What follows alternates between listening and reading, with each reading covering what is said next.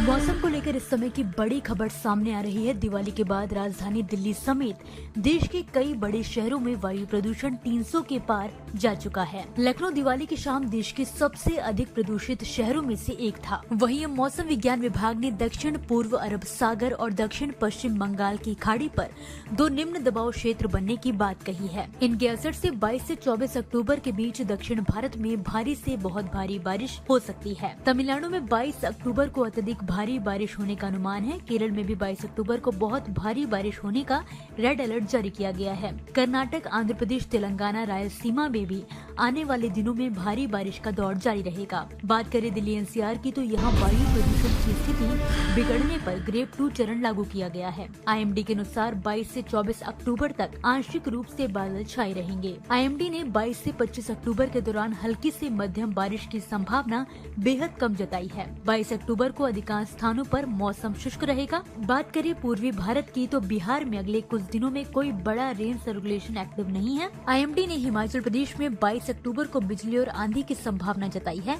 कुछ ऊंचाई वाले इलाकों में हल्की बारिश और हिमपात हो सकता है। इसके बाद 23 से 25 अक्टूबर तक मौसम सामान्य रहेगा। उत्तराखंड में 22 अक्टूबर को कहीं कहीं पर आंधी और बिजली गिरने की संभावना है।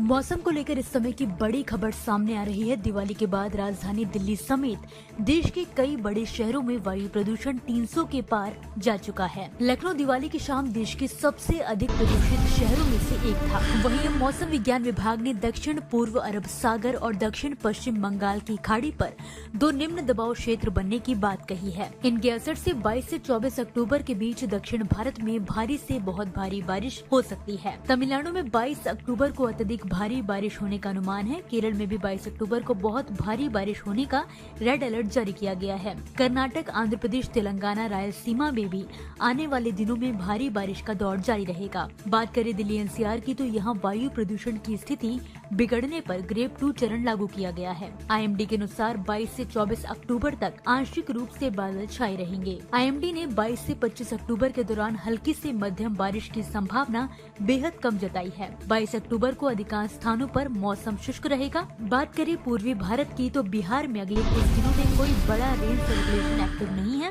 आईएमडी ने हिमाचल प्रदेश में 22 अक्टूबर को बिजली और आंधी की संभावना जताई है। कुछ ऊंचाई वाले इलाकों में हल्की बारिश और हिमपात हो सकता है। इसके बाद 23 से 25 अक्टूबर तक मौसम सामान्य रहेगा। उत्तराखंड में 22 अक्टूबर को कहीं कहीं पर आंधी और बिजली गिरने की संभावना है।